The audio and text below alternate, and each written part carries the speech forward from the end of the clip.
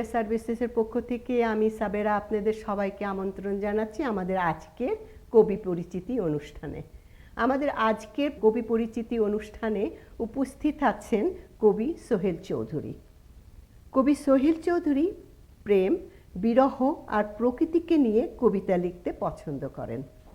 জন্ম চট্টগ্রাম 1967 সালের 26শে জুলাই। কবি সোহেল চৌধুরী চট্টগ্রাম বিশ্ববিদ্যালয় থেকে সর্বোচ্চ ডিগ্রি অর্জন করেন এবং MBA করেন ক্যাপলিন ইউনিভার্সিটি থেকে। প্রখ্যাত বাচিক শিল্পী ডক্টর ভাস্কর বন্দ্যোপাধ্যায়, শিমুল মুস্তফা এবং সঙ্গীতা চৌধুরী সহ অনেকের কণ্ঠে কবি রচিত কবিতাগুচ্ছ প্রচারিত হয়েছে।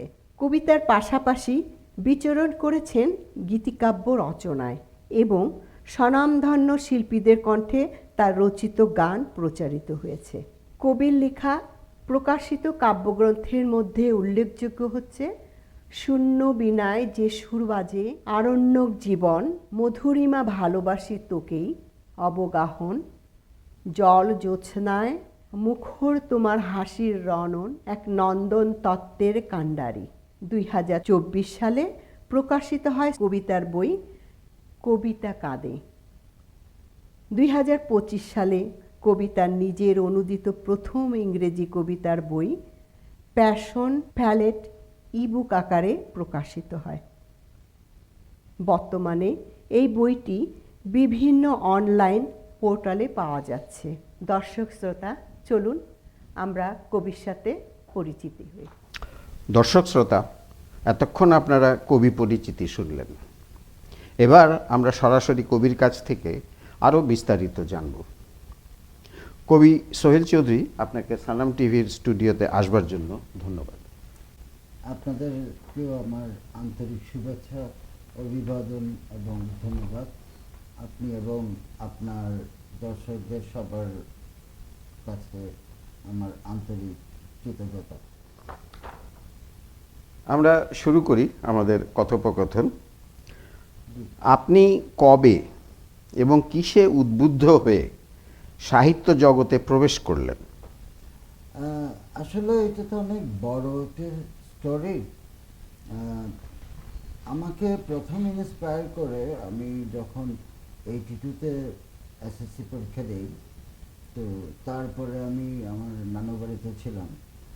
তো রাতের বেলা আমার নানু মানে আমার মামাদের লাইব্রেরিতে আমি বইয়ের সন্ধান পাই।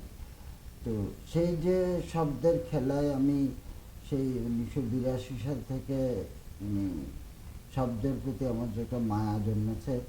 বেসিক্যালি আমার স্টাডিংটা ওখান থেকে শুরু, আহরণটা আর কি। তো আমি এতটা দুর্ভাগা, আম্মা 2015 সালের মার্চে পরলোকগমন করেন আর কি।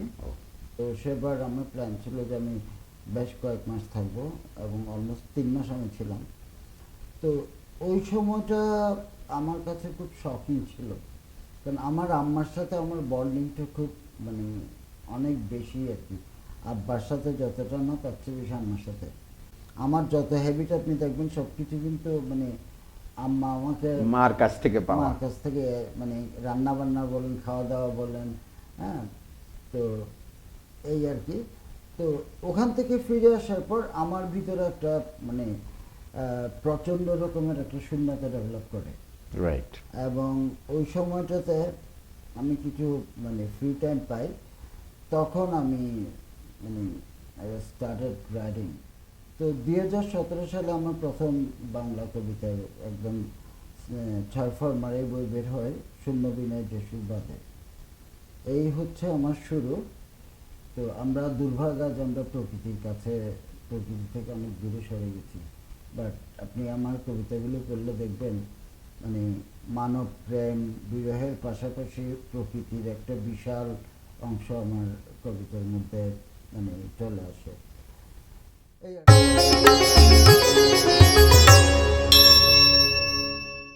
এই আর কি। আপনি বললেন আমাদের দুর্ভাগ্য যে আমরা প্রকৃতির কাছ থেকে দূরে সরে এসেছি। আপনি ঠিক এটা একটু ব্যাখ্যা করবেন? আচ্ছা, এটা আমার একদম সম্পূর্ণ ব্যক্তিগত অবশ্যই অভিমত। আপনারা আমার সাথে একমত হতেও পারেন, নাও হতে পারেন। এটা আমার পার্সোনাল একটা ফিলিংস, সেটা হচ্ছে ঠিক এই মুহূর্তে আপনি যদি চিন্তা করেন পৃথিবীতে যতগুলো ফুল ফুটেছে এই নাম্বারটার সাথে, এটা আমার জাস্ট ফ্রম মাই মাইন্ড, ওকে, যতগুলো ফুল ফুটেছে ঠিক ততগুলো মানুষ পৃথিবীতে আছে। আপনারা ফুলের কাছে যান বা না যান, এবং যতগুলো ফুল ঝরে যায় ততগুলো মানুষ এই পৃথিবীতে এক করেন। আবার যতগুলো কলি ফুটে ততগুলো বাচ্চা জন্মগ্রহণ করে। তার মানে দেখেন, আপনি আপনার জন্য কিন্তু একটা ফুল ফুটেছে, আপনি কি ফুলটার সন্ধান করেছেন? আপনি কি কখনো চিন্তা করেছেন আমার জন্য প্রকৃতির একটা সকালবেলা একটা ফুল ফুটিয়ে রেখেছে, আপনার হয়তো ব্যাকিয়ার্ডে আছে, বা আপনার বাসার টবে আছে, একটা গোলাপ ফুটে আছে, আপনি হয়তো গোলাপটার কাছেই যাননি। তো এটাই হচ্ছে মানে প্রকৃতির সাথে আমার বন্ডিং বা আমার অনুভূতির জায়গাটা আর কি।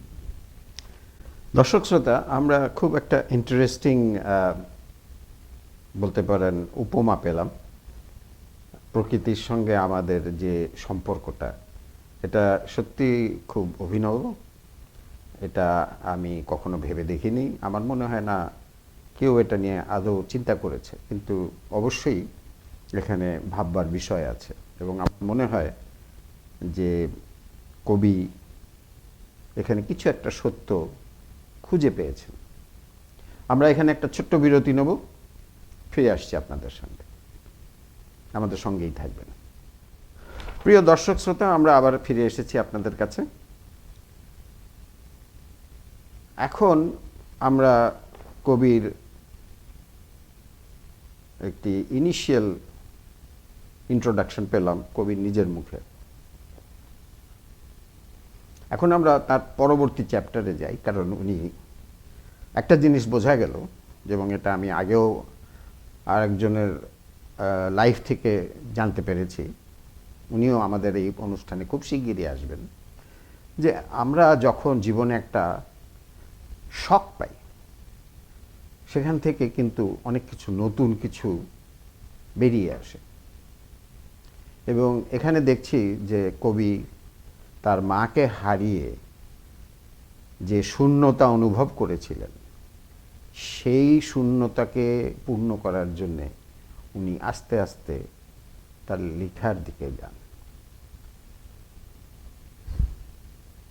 এবং এই ফুল, প্রকৃতি এবং মানুষের জীবনের যে একটা রেখা টানলেন উনি, সেখান থেকে আমার মনে হয় আপনারা বুঝতে পারছেন যে ওনার চিন্তাটা কত গভীর। আপনি কি আমার সাথে একমত? ধন্যবাদ, আপনি জিনিসটা বুঝতে পেরেছেন। আশা করি দর্শকরা এটা অনুধাবন করতে পারবেন। দর্শকগণ, আমরা একটু বাঁক নেই এখান থেকে। আমরা আবার কবির জীবনে ফিরে আসি।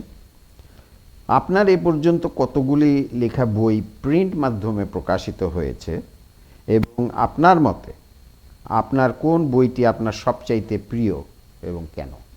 আচ্ছা, বাংলায় আমার একটা পরিচিতি পর্ব সহ মিলে মোট 8টি বই আমার বের হয়েছে। আর 2025 সালে আমি আমার কবিতারে ইংরেজিতে অনুবাদ করে একটা 221 পৃষ্ঠার বই পাবলিশ করেছি। তো ওইটা এখন ইবুক আকারে আছে, যেটা Amazon, Barnes and Noble, Kobo, এরকম প্রায় 17টা প্ল্যাটফর্মে এটা একসাথে পাবলিশ হয়েছে, অ্যাভেলেবল গ্লোবালি। তো রাইট নাও বইটা ইবুক হিসেবে আছে। ওই বইটার নাম হচ্ছে প্যাশনস প্যালেট।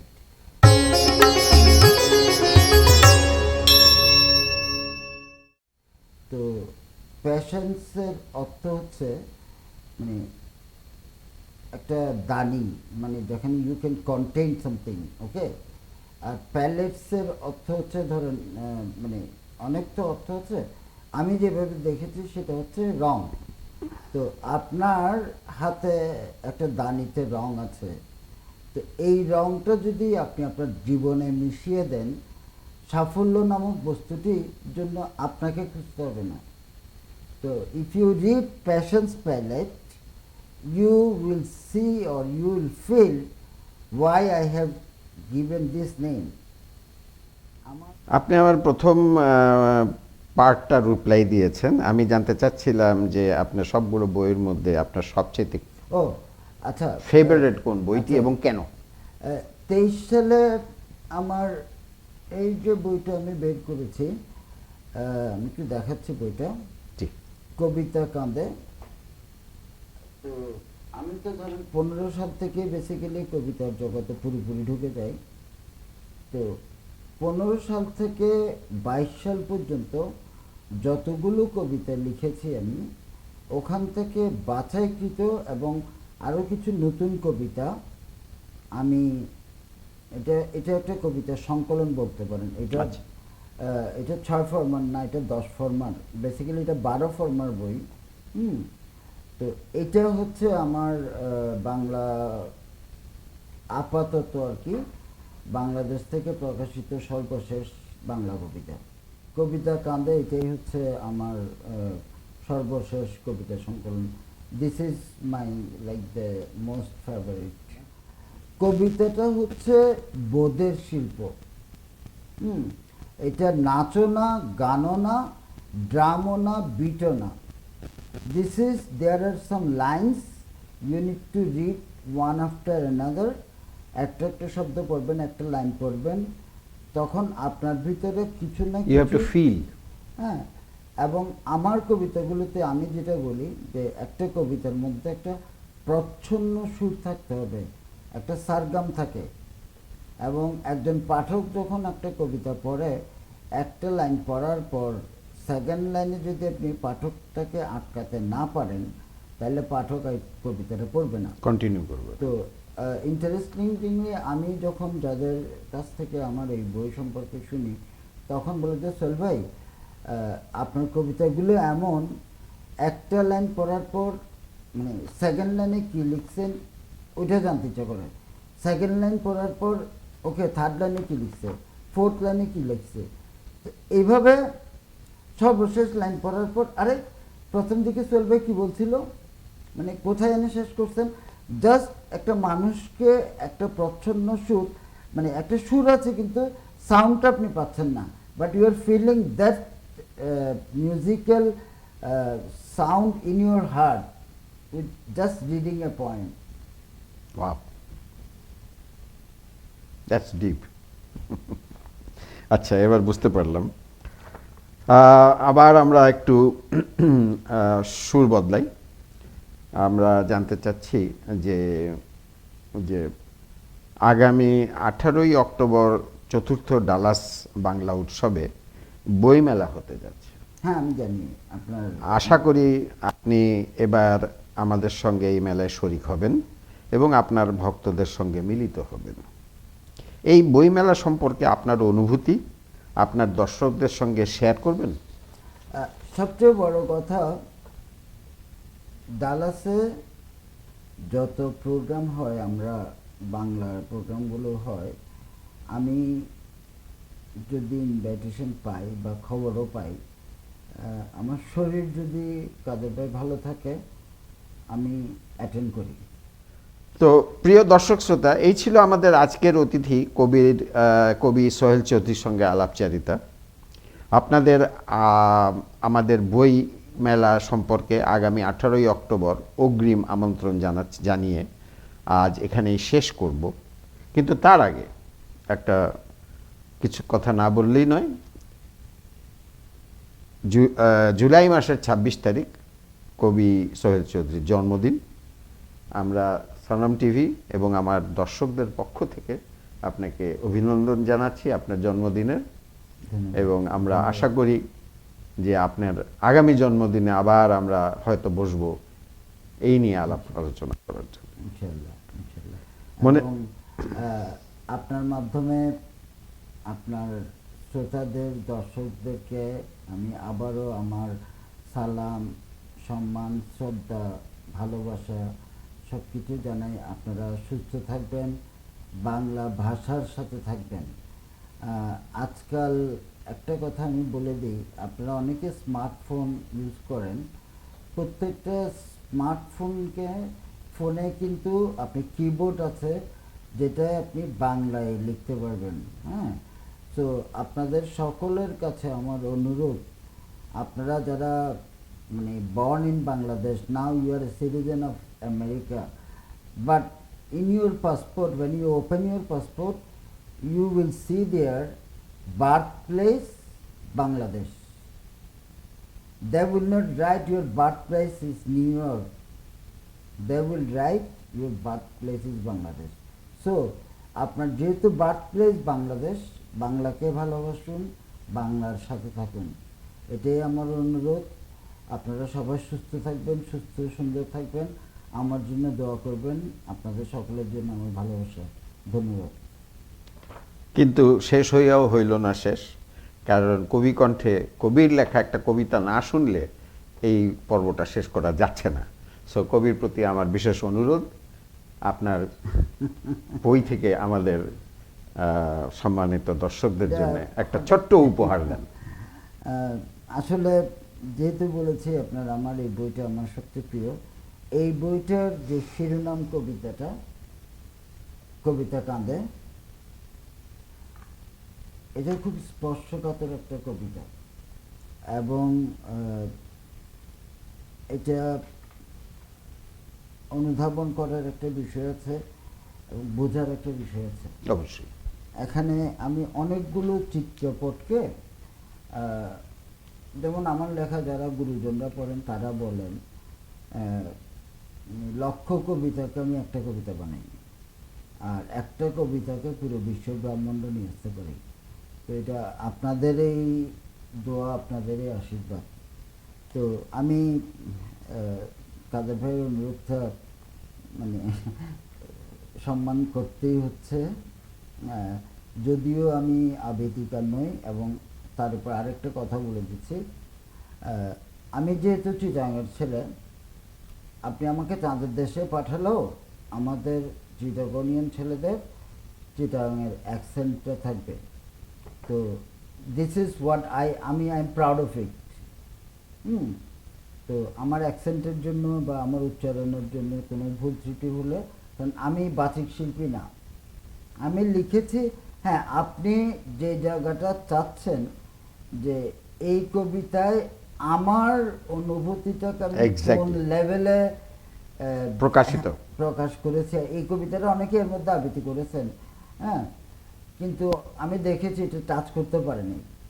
তো আমি চেষ্টা করব, এটা আবৃত্তি তো হয় না, নিজের কবিতা যখন নিজে পড়া হয় এটাকে বলা হয় কবিতা পাঠ।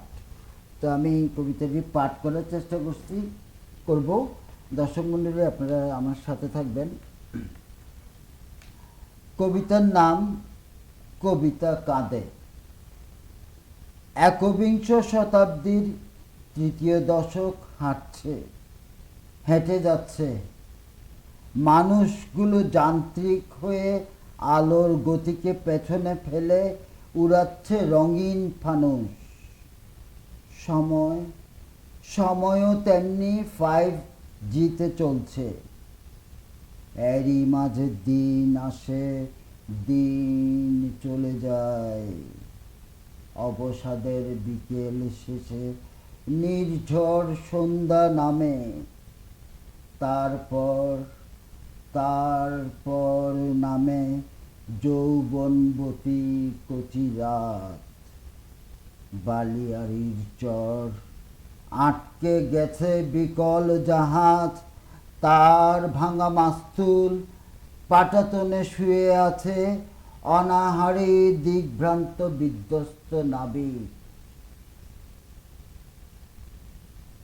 হাতে লেগেছে কবিতার সুর। হৃৎপিণ্ডের স্পন্দনগুলি এক একটি ইতিবৃত্ত। প্রিয়তার চোখে স্বপ্নের ঝিলিক। রাতের আকাশে শুধু একটি তারা। হায় অন্ধকার, শব্দহীন আঁধার, চারিদিকে তাবৎ আধার। কুপির তেল দ্রুত ফুরিয়ে আসছে, নিভে যাবে যখন তখন। তোমাকে লেখা এটি আমার সর্বশেষ কবিতা।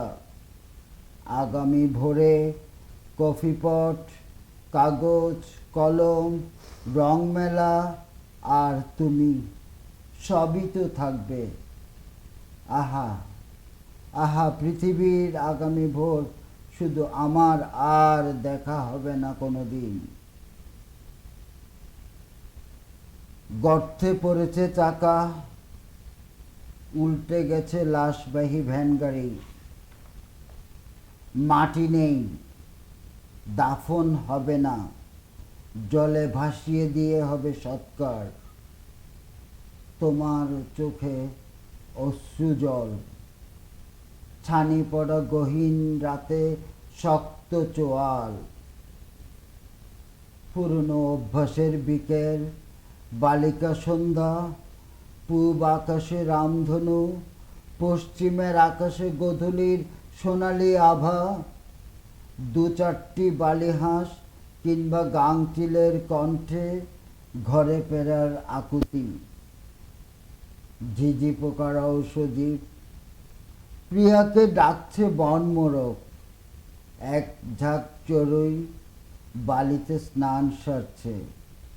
সারা দিন কতবার কে কার সাথে ছিল কেউ তা মনে রাখেনি।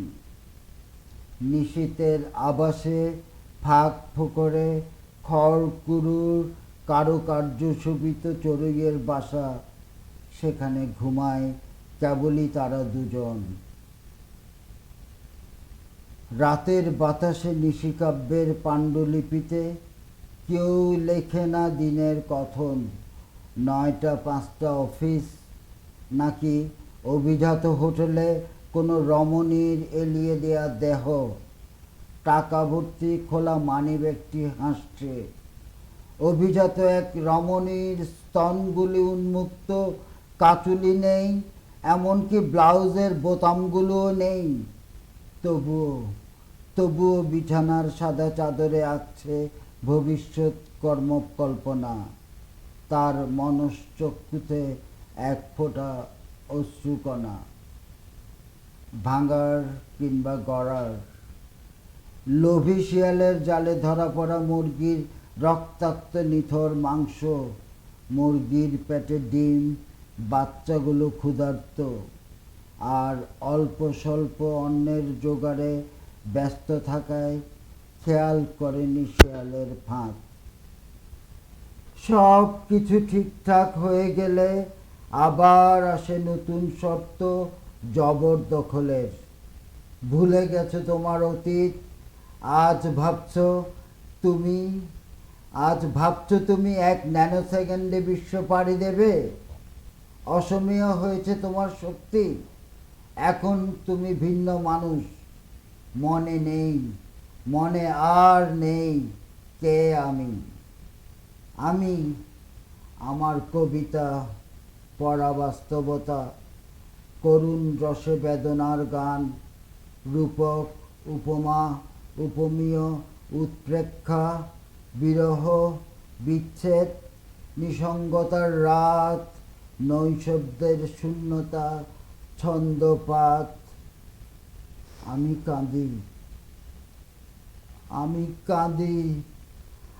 কাঁদি, আমার কবিতা কাঁদে। নির্ঝুম রাতে কাঁদতে থাকি। আমি চিৎকার করে কেঁদে উঠি।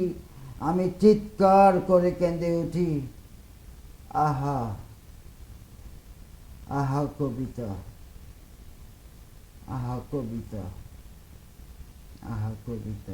কাঁদে। ধন্যবাদ।